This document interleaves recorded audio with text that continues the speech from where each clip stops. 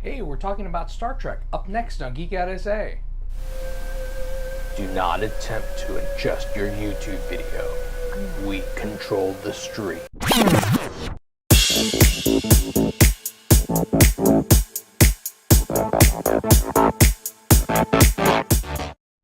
And welcome back to Geek Out SA. It's Friday. And welcome back. Vince has his computer on so that he could check the levels, and now we can hear it in stereo.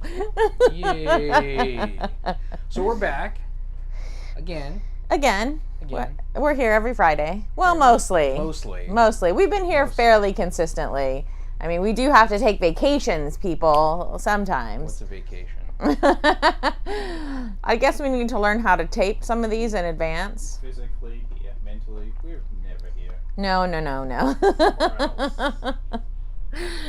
Mentally, I'm back in my bed in the soft ocean of pillows, taking a nappy nap. So you've been on vacation, summer vacation from teaching. Sure, we can call it that, yeah.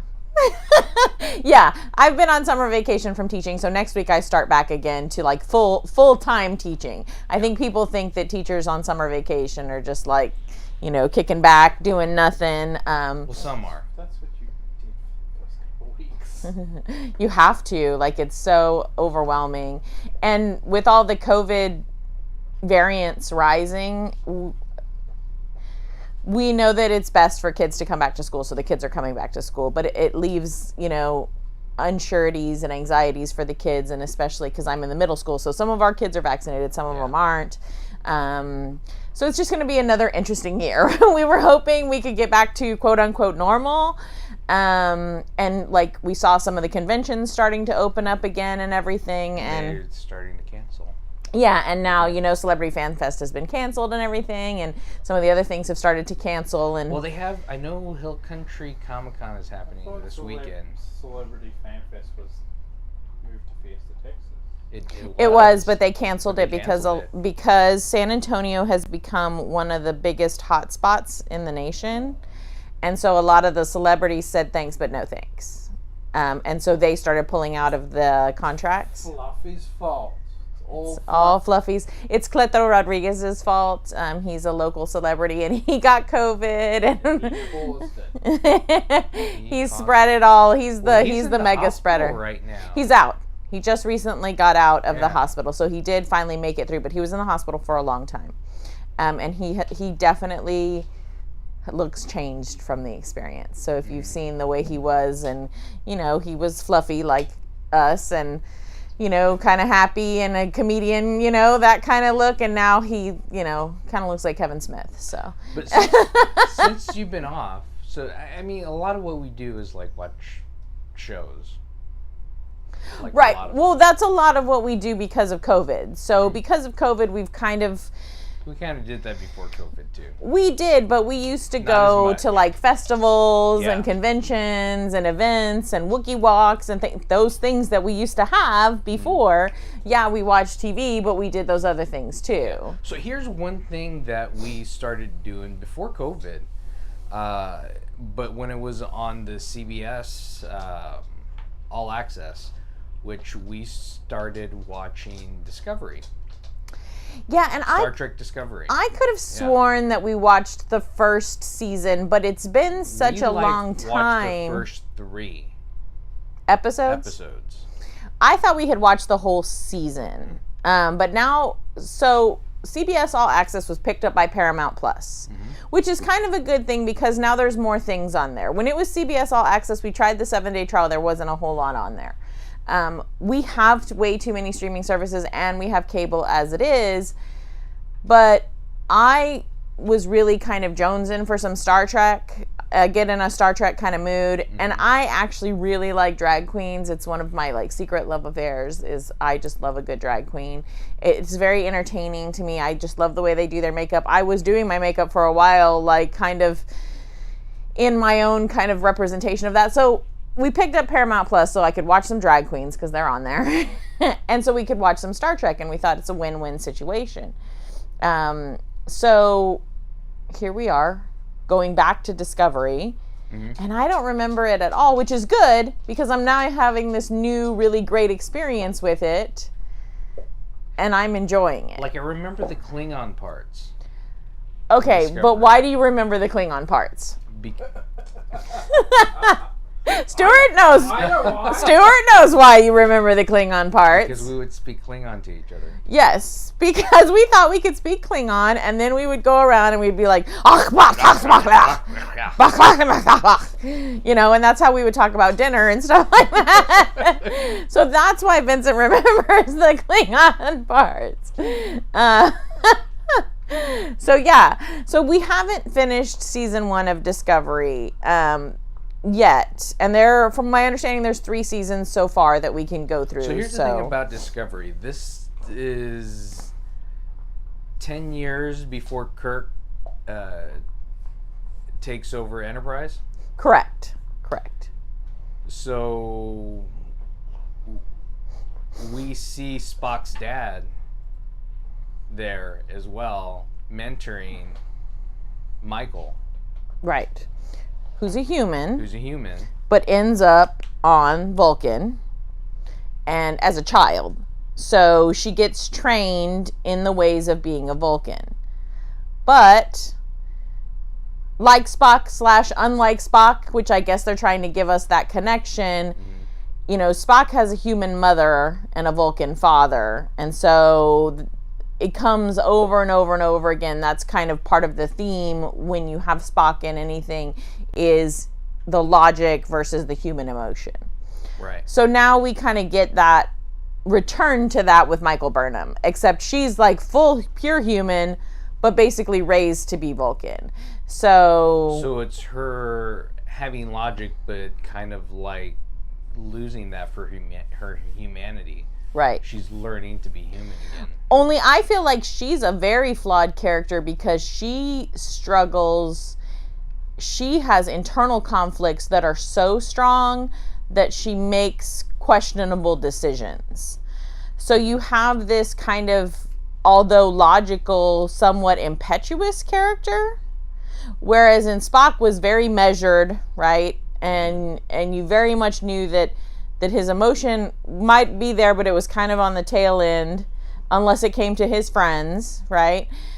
But she sees the logic, but then she has these really intense emotional outbursts, like if other people don't see her logic.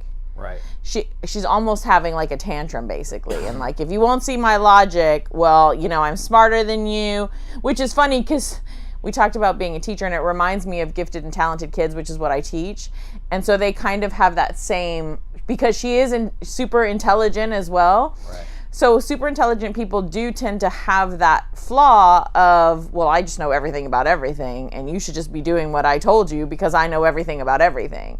And so Michael Burnham like really represents that, and she's not doing so well in Starfleet, which is, you know, a military-esque, science-esque, you know, human exploration. So you do have to kind of fit somewhere within the collective group, not Borg collective, but this collective group, and she's not great at it but so far. She do well, obviously she did well if she was the first officer.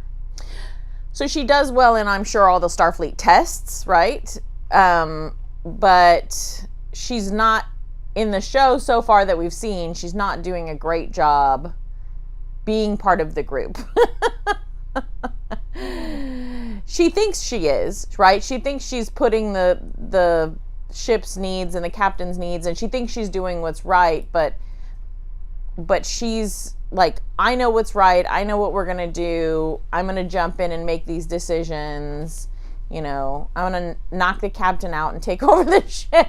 Like, I'm gonna do what I've got to do in order to get done what I think needs to be done to help everybody. Well, she's Kirk. Well, I'm wondering if this new captain... She's Kirk before Kirk. Right. Well, I think this new captain, that's the current captain of Discovery, kind of gives us that Kirk vibe, right?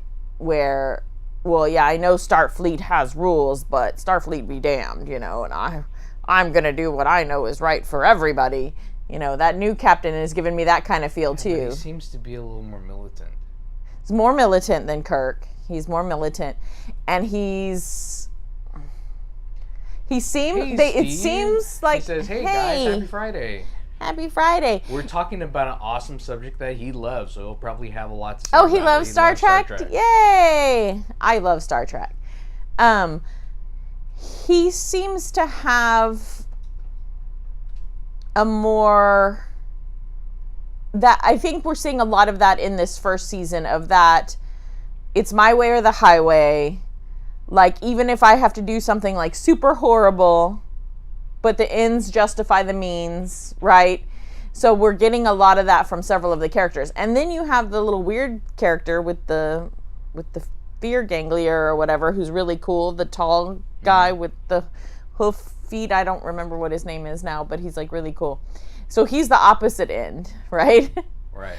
And I love the way they explain it at the very beginning, where he talks about his planet, which I thought was really great.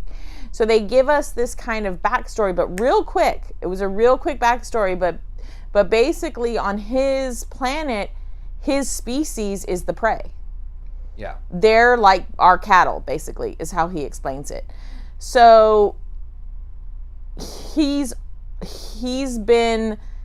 species has evolved to see threats and see danger and know when death is coming. And so he sees that not only in her, but in the captain too. And he's brought it up a few times.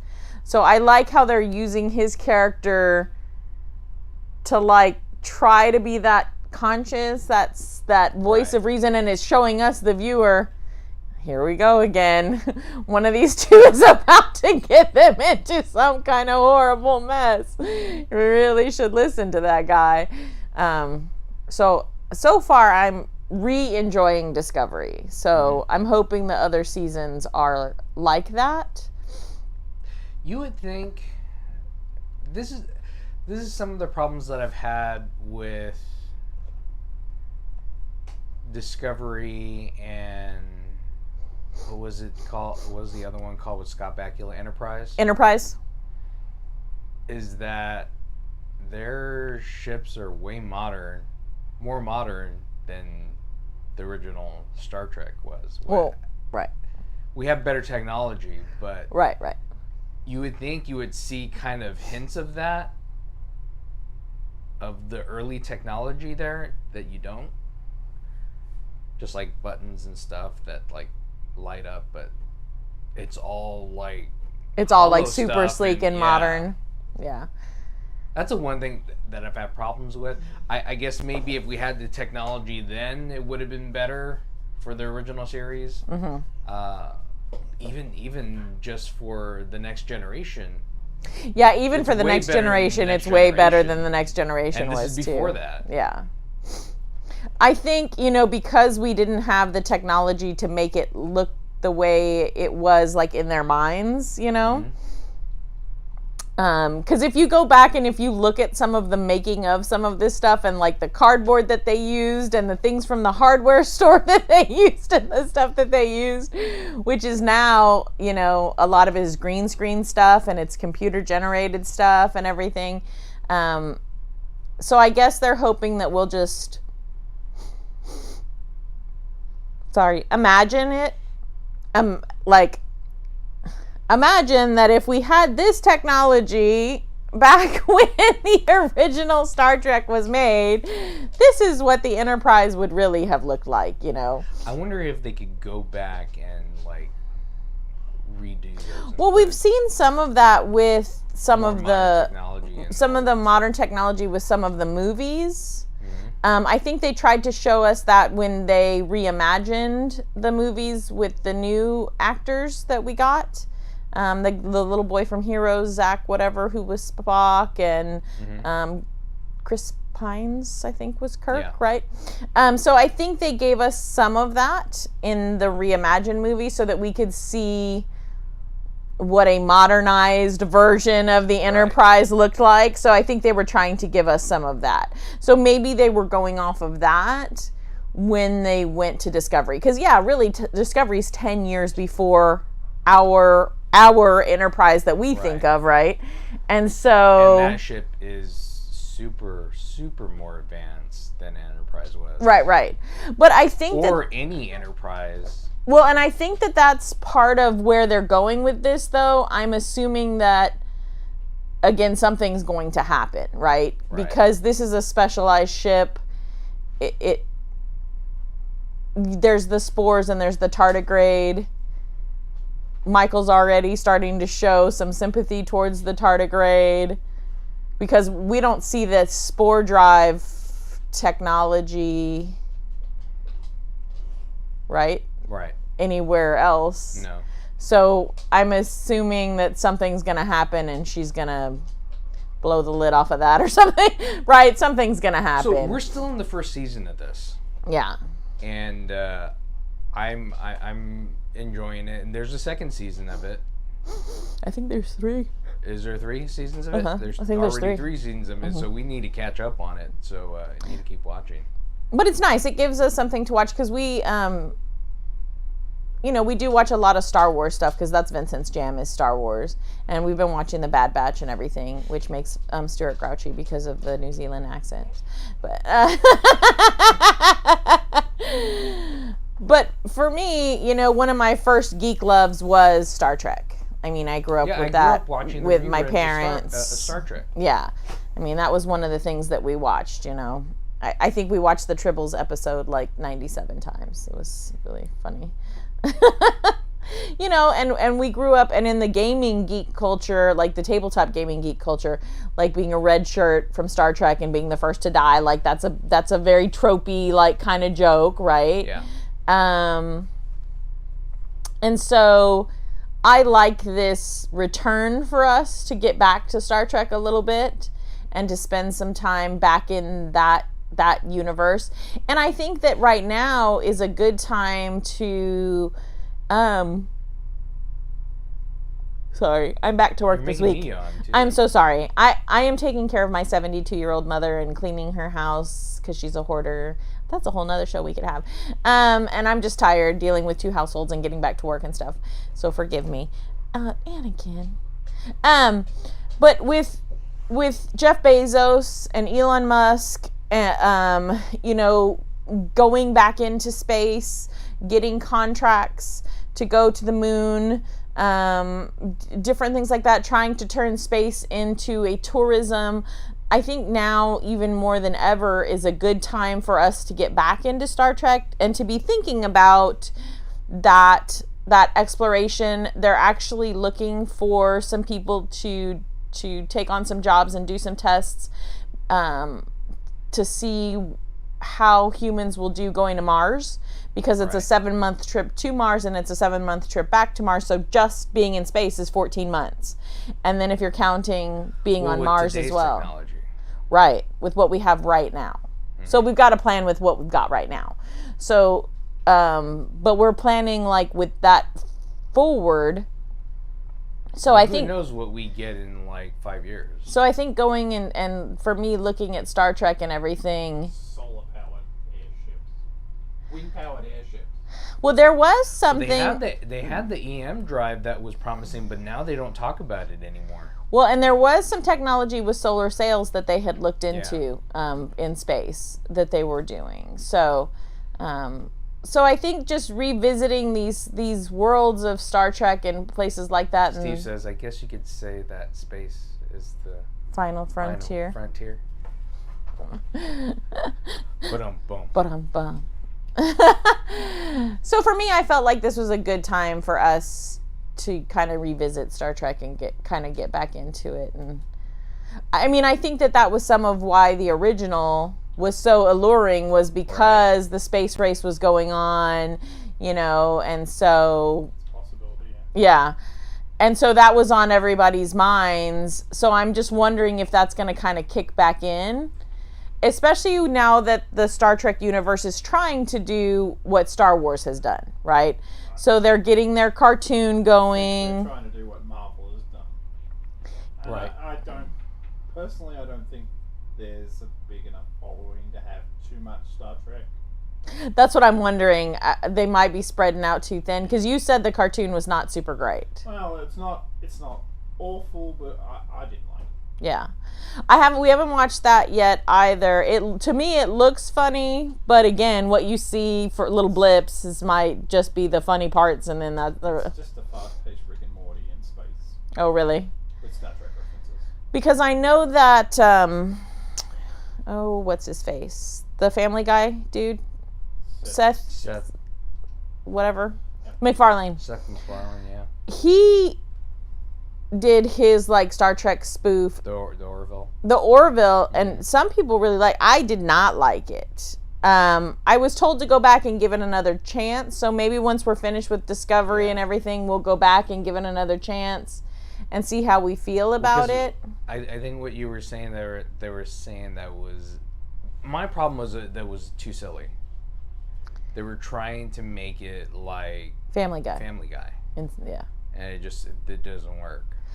I didn't think it worked with the dynamic of actors, and maybe they just needed some time to work with each other a little bit. But from what I heard from people that continued to watch the Orville, it got a little more serious in the second season. Which I guess I like my space to be serious, although we were just watching Spaceballs. But If you like your space to be serious, then you won't like Lower Decks. Won't like Lower Decks. No. It's too goofy. There is another animated one coming out fairly soon called Prodigy, which is a continuation kind of Discovery. So that was another one that I was going to bring up, because I thought that one looked more in the serious-y, in the kind of lines of, and that's why I was thinking, well, they're trying to do what Star Wars is doing, because it looked more like storyline wise, animation wise, kind of like better polish. Clone Wars, right? Kind of like Bad Batch. So it looked like they were trying to maybe take that success of Star Wars that they have done and realize, hey, there's adults that grew up in the 80s that are missing Saturday morning cartoons that want to see some Saturday morning cartoon versions of... I still don't have a problem with seeing Chris Pine again and that whole crew. Yeah, I think they're doing another movie, right? It's just, unfortunately COVID threw everything off, and it's taking so long, because I agree with you. I really thought that they did a really good job casting everybody. They had really good chemistry. They brought enough of themselves in, but looked like they had studied the original actors and the original feel of the show enough to give us that. Simon Pegg is one of my favorite. I love like Shaun of the Dead and all the things that he does. So him as Scotty, he has that. What's his name? Who was Judge Dredd and everything? Who's Bones? He's got that Carl Urban. He's got that dryness. He's got that wit. He's got that attitude like Bones had. There's something to be said about all the people that they pick, and I think that that's one of the reasons why the original Star Trek did so well, was it was the actors. And people can make fun of William Shatner all they want, but there's something to be said about his overacting and his like kind of pompous arrogance as Kirk, and his like, everything's larger than life, and and then to have Leonard Nimoy balance him, and then to have Bones kind of be in the middle, Yeah. I don't know, there was something to be said about all of those actors that they had a good chemistry as well, and it was very believable, even though it was kind of over the top, right? And you're visiting all of these new places in space and these new species and things, and getting into all these troubles every week, and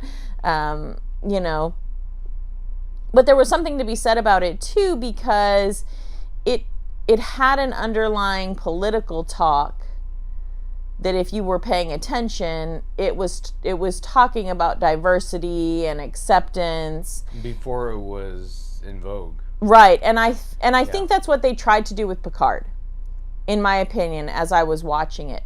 I think that they were trying to be political, and I think they were trying to say something. And I think people wanted Picard to be Next Generation continued. It's not. which it's not. I mean, we get to see some of those characters, and we get to see kind of what's happened to some of their lives, right? The ones that were willing to come back. But Steve, right before we get to that, Steve says the actors they got to play Bones and Spock in those movies played the original character very well.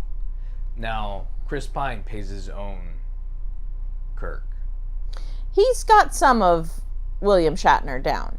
A little bit. Some of that pompous, some But of not that... the overacting part. No.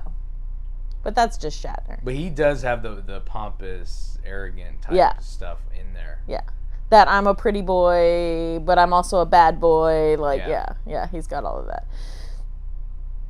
So back to Picard. So I think people wanted Picard to be Next Generation 2, right? Yeah. And it's and it's not. It's like Marvel, right? Stuart's saying, well, they're trying to take this Marvel, so it's like Old Man Logan, but now we've got Old Man Picard, old man Picard, right? Because he was old. Funny how they were in both of the same movies. Right. He was old in Next Generation, but now he's really old in Picard. Right. And they're bringing in this political undertone of, well, now we have these sentient beings that the Federation is supposed to be like, hey, we respect all life, like maybe we have to go to war with them sometimes or whatever. And so now we've got this Isaac Asimov, sci-fi thing of like, here's AI and here's the laws, but what if the laws are broken and AI tries to kill all of humanity, right? Right. So for me, I liked that because I read Heinlein and Asimov growing up, and so I liked those kind of like, here's technology, it wants to kill you even though you made it to help you, but here's some of it. Like, I love that Robin Williams movie, Bicentennial Man. But even though Asimov for iRobot wasn't the same thing as the movie. No, not the same. Completely different. Yeah. No. And his writing's not for everybody. It's very intense, but they did, Because didn't the book have something to do with the robot trying to go in to save a human? Mm-hmm. But in order to save the human, he would have to destroy himself, and then he was just like going back and forth because he had to save the human, but he also couldn't destroy himself. Right. So it's like that. What is that old... Oh, my brain just fried. There's like an old problem that they put forward where it's like, okay, there's a train of people coming down the track and you can either save the whole train of people, but you kill this old woman, or you save the old woman, but then you kill half of the people on the train or whatever. There's this conundrum of what do you do? Mm-hmm. But we see in Picard that it doesn't actually end up being the AIs, which is a lot of the time what the case is, right? There's somebody behind what causes the AIs to malfunction, basically, and to go past their directive. And but so you see a lot of the back things that happen within the United Federation of Planets, mm-hmm. to where they're doing like really bad things in the background. Right. But we've been seeing this for like a long time. Well, because anytime you get humans involved in anything, right, there's going to be bad ones. I mean, anytime you get any species, right, there's going to be bad ones. Mm-hmm. There's going to be ones that are selfish. There's going to be ones that have their own ideas about the way things should be run.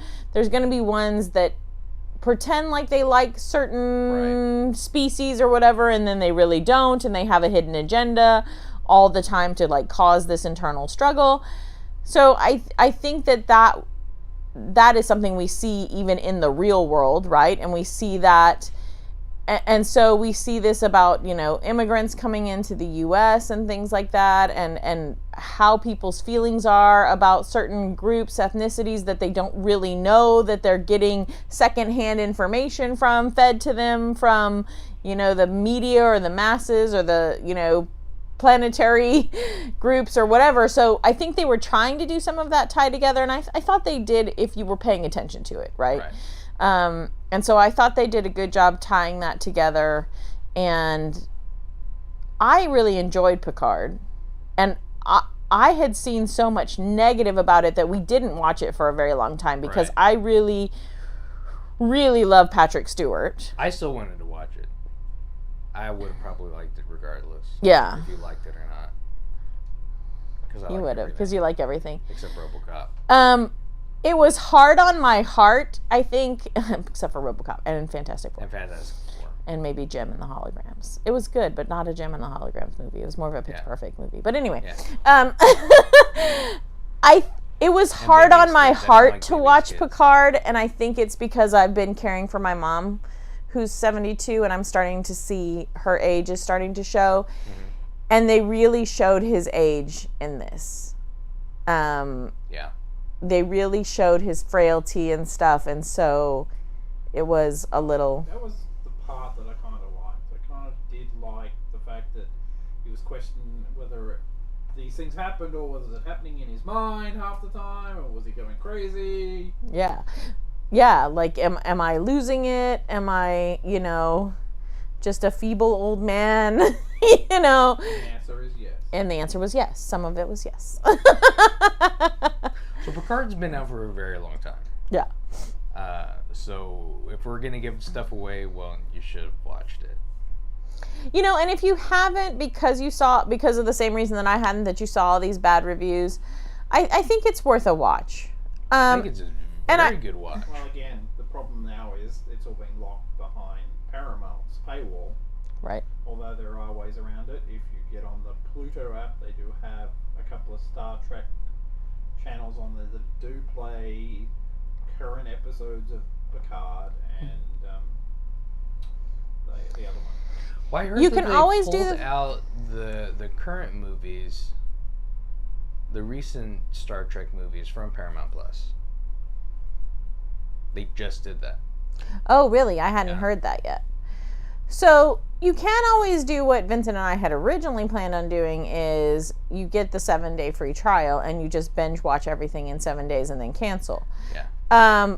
But we end up there's other things that we watch on there than that. We ended up liking some of the other things that were on there, and then we ended up not binging as much as we thought we were going to. And so we were like, well, we'll pay for it at least for a few months as long as we're enjoying it. Because it's going to be 2022 before the next Picard. It was supposed to be this year. Yeah. Because I didn't even think that they were going to get another season of Picard because people complained so much. But then I did some research, and sure enough, we are going to get a second season of Picard. So I was like, okay, well, I'll take that. I'll watch that. I would enjoy that. So I'll keep Paramount Plus for now. Oh, you've got Star Trek Strange New Worlds coming out next year too, which is a continuation spin-off of the Discovery. And I think I would like to go back and watch some of the old stuff. You said, Stuart, that you had been kind of doing that, going back and watching some of the... I own all of it on DVD. You do, yeah. Well, because I don't know why I was convinced that 7 of 9 was there when Picard was assimilated into the Borg, and Vincent was like, no, she wasn't. And I was like, yes, she was. Because, again, I just put all the stories together in my head the way I want them to be, right? And so... she was mad at me. Yes, I'm going to look it up right now. I was mad because he was ruining my internal storyline, okay? He ruined my internal storyline.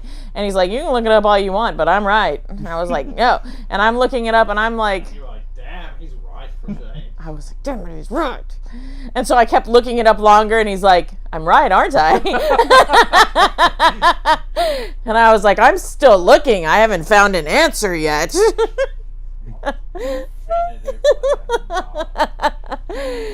And apparently the only place they met each other wasn't in comics. Yeah. And it did have something to do with the Borg. Right, obviously, right. But, yeah, that was the only But thing I they really had. enjoyed her character in there, too. Yeah. To have her come back and to have her character be in there and to see where she's kind of moved along in her journey. She's way more human. Yeah. Now. Yeah. So it's nice to see.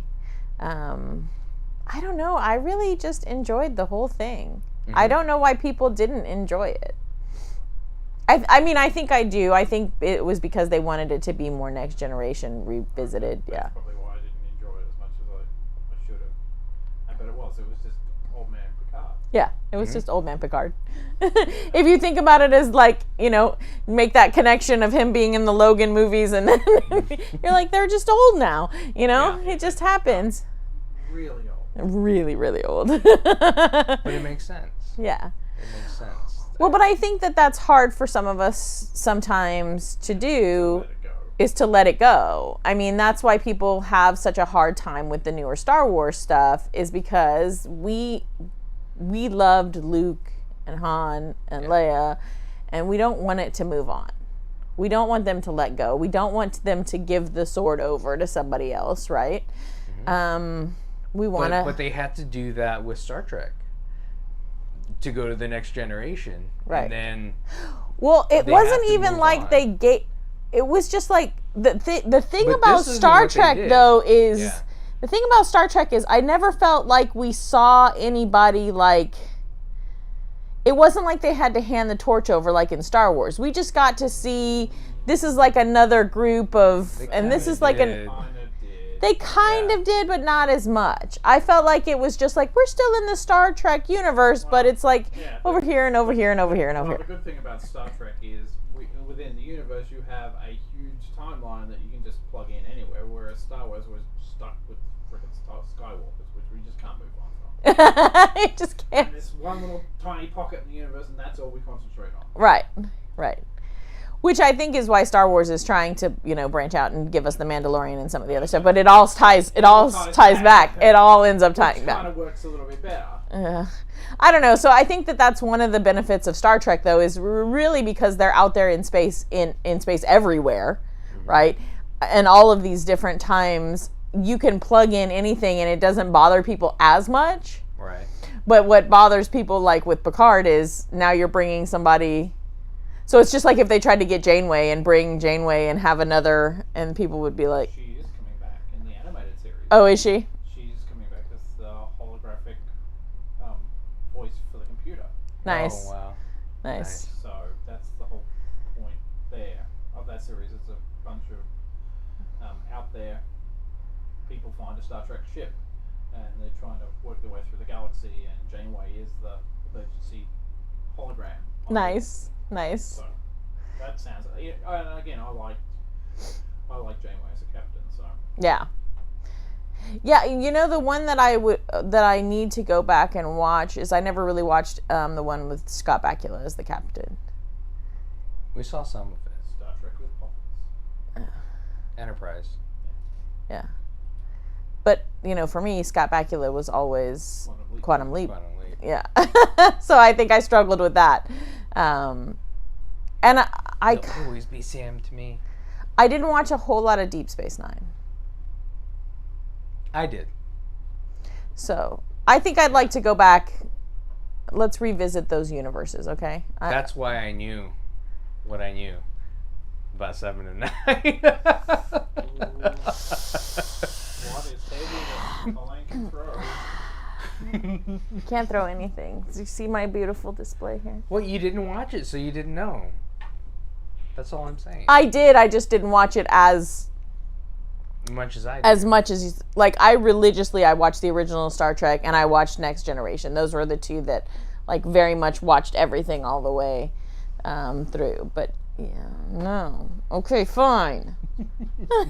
Vince knows more than me. There, I said it on air. Well, we've already proven that several times. Oh! Who won Fade the to black. competition? Fade to black, Stuart. Fade Who to won the black. geeky competition? Fade to black. We've got a minute. This is what they want to see. It will be interesting to see whether they push far too much Star Trek out because they're trying to universe build, and Paramount needs something to compete. Right. So what did Paramount have? Well, we have Star Trek. Let's put out 5 or 6 different things. Because there has been talk about another series called Star Trek Academy. Oh. And Star Trek Section 31, I think. So yeah, we'll see. I'm curious to see if they can get the momentum that they need, and if they can world build, and if they can bring people in, or if they're gonna crash and burn. Yeah, I think they got to crash You think they're going to crash and burn? Well, we'll see. I think Star Trek as an ongoing property is fine, but when they have too much going on, it gets confusing. Maybe they just need to get Elon Musk to endorse it, and then. Well, again, at least they have one guy over. Alex Kurtzman's now overseeing the Star Trek universe, so maybe there'll be some continuum in it. But again, that Lower Deck was just. No, hot mess. Okay. We'll watch it anyways, and we'll report back.